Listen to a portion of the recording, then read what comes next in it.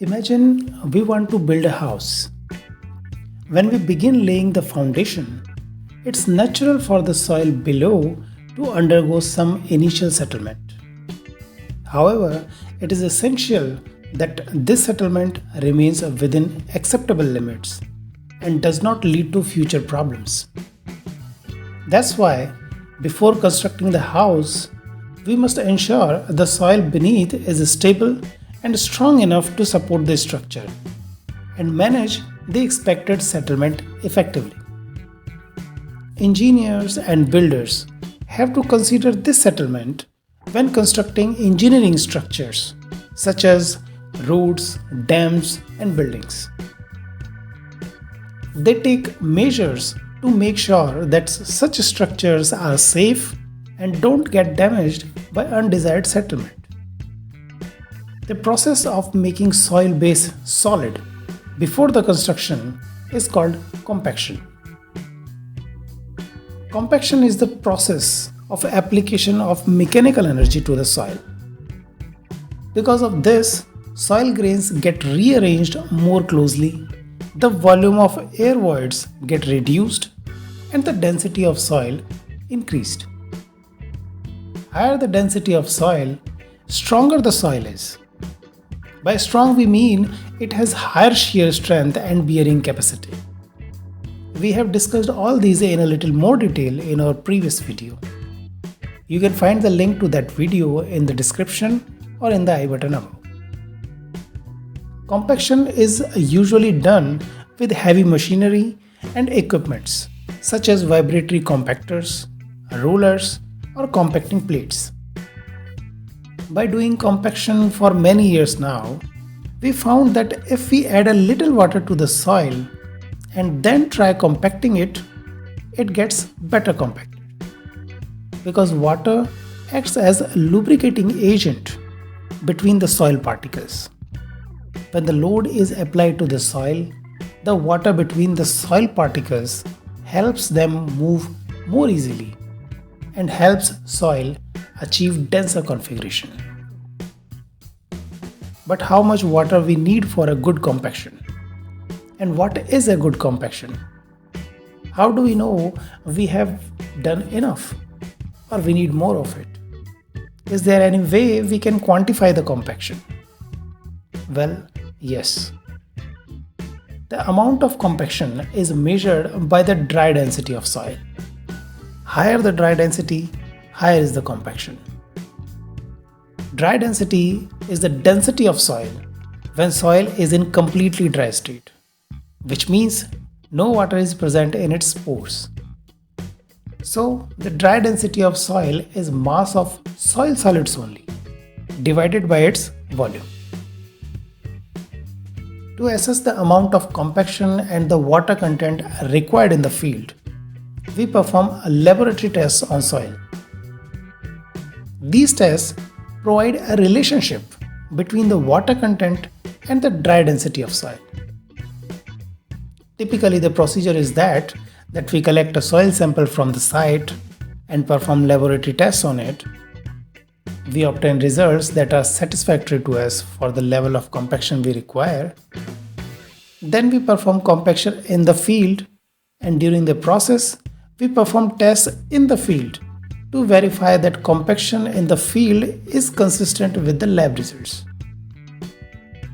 One such laboratory test that is used to determine the amount of compaction and water needed for different types of soil is standard Proctor test.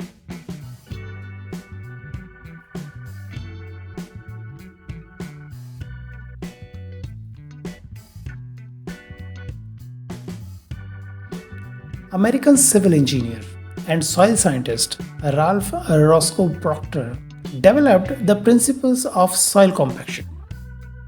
He found, through his experiments, that the dry density of a soil for a given compactive efforts depends on the amount of water the soil contains during soil compaction. In simpler words, he found a relationship between the dry density and the water content of soil. As a tribute to Proctor, the laboratory test that he devised is called Standard Proctor Test or Proctor Compaction Test. In this test, specified amount of compactive effort is applied to a constant volume of soil mass. For the test, we use a standard mold of internal diameter of 4 inches and an effective height of 4.58 inches. Its standard volume is 1/30 cubic foot.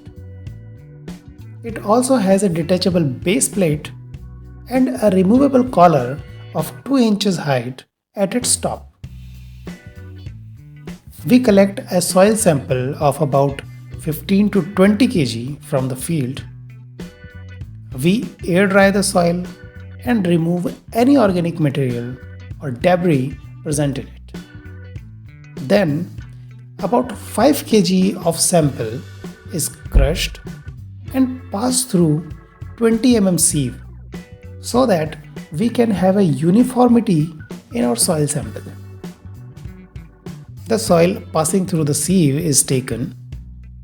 We add a little water to the soil so as to bring its water content to about 4% if the soil is coarse grained and to about 8% if it is fine grained. But how do we know how much water is needed to bring the required percentage of water content? Well, water content is a weight of water divided by weight of solids present in the soil. So, weight of water can be calculated as water content multiplied by weight of solids. Now, the soil is mixed thoroughly and covered with a wet cloth and left for maturing for about 15 to 30 minutes. During this period, the maturing period, soil is allowed to absorb moisture uniformly after mixing. The mold is cleaned, dried, and greased lightly so that soil does not stuck with the mold. The weight of empty mold with the base plate but without collar is taken and noted down as W1. The collar is then fitted to the mold and it is filled with the soil to about 1/3 its height. Soil is compacted by a rammer of weight 5.5 pounds, approximately 2.5 kg. It is allowed to fall freely from a height of 12 inches. 25 number of such blows are given and they should be evenly distributed over the surface of soil. Then, before adding the second layer of soil, we scratch its surface with a spatula. We fill the mold with soil to about 2/3 of its height and compact it in similar way by 25 blows of rammer. Again, soil is scratched and the third layer of soil is placed into the mold. The final layer should project a little above the top of the mold in the collar by not more than 6 mm. The layer is compacted in the same way. Then we remove the collar and trim the excess soil off. The mold with the base plate is weighed and noted down as W2. Hence, we can determine the weight of compacted soil as W2 minus W1. At this stage, we know the volume of mold and weight of compacted soil.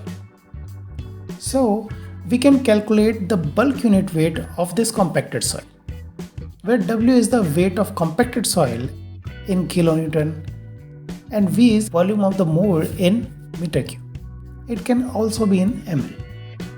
We take a representative samples from the bottom, middle and top of the mold and determine the water content of the compacted soil by any of the water determination methods.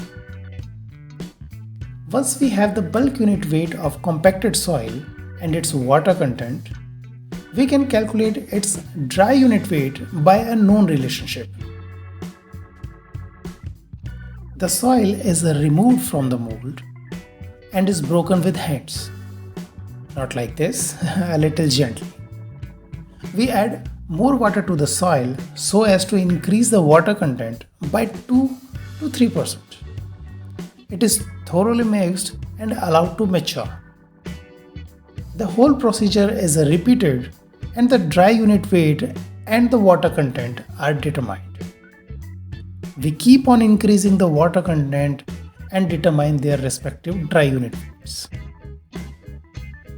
We plot these obtained values of dry densities against their respective water contents. And when we join these points together, we obtain a curve which is called the compaction curve. Each plotted point on this curve is one compaction test. In the curve, we can see that with the increase in water content, the dry unit weight of soil initially increases till a maximum value of dry unit weight is attained.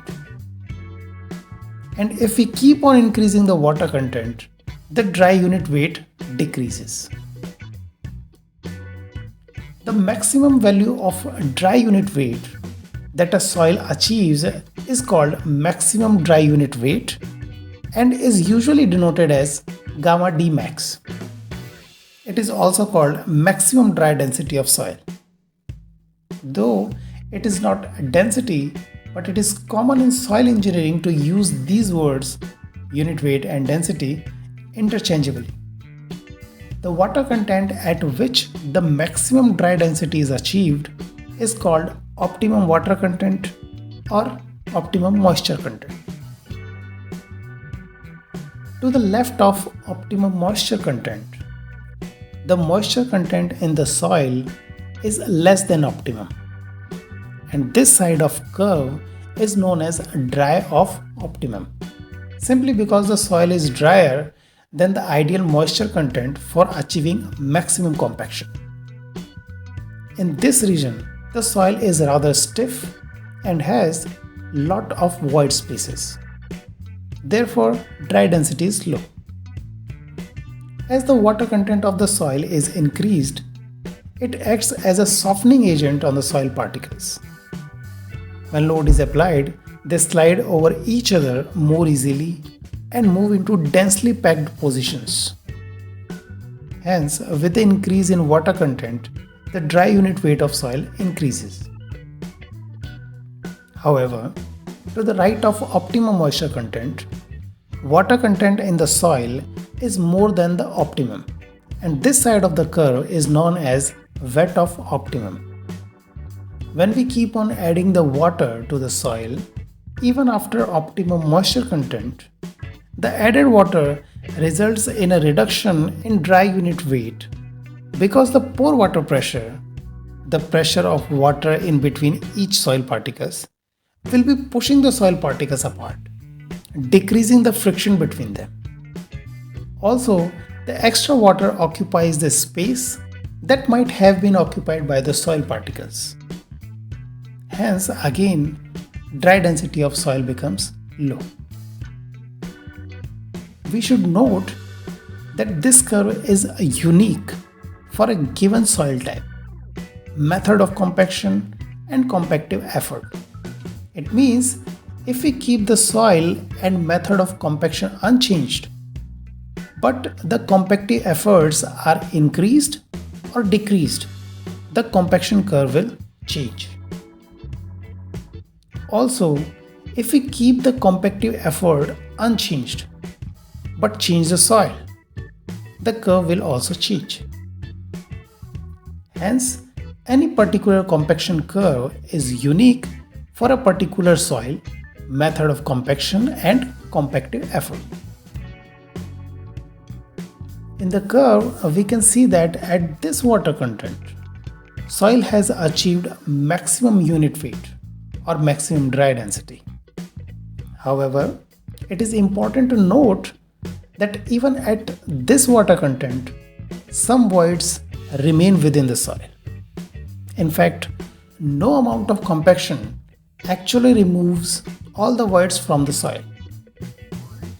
But if we remove all the air voids from the soil theoretically, The theoretical maximum value of dry unit weight at this water content can be obtained. At this stage, soil is completely saturated and degree of saturation is 100%.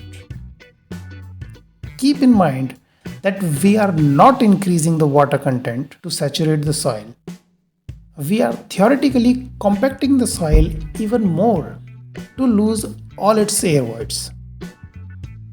To obtain theoretical maximum value of dry unit weight at this or any other water content, we begin with expressing the dry unit weight as a function of void ratio. This is a pre-established equation, derivation of which can be found in our earlier video. Link can be found in description.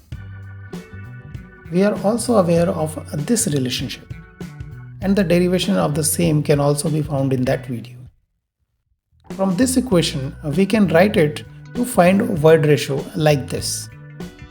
And by substituting it in this equation, gamma d can be written as this. In this equation, gamma w is known as it is a unit weight of water, S is degree of saturation, and is 100% for calculating maximum value of dry unit weight. Hence, we can calculate theoretical maximum dry unit weight of soil for any value of water content if a value of G is known, which is specific gravity of solids.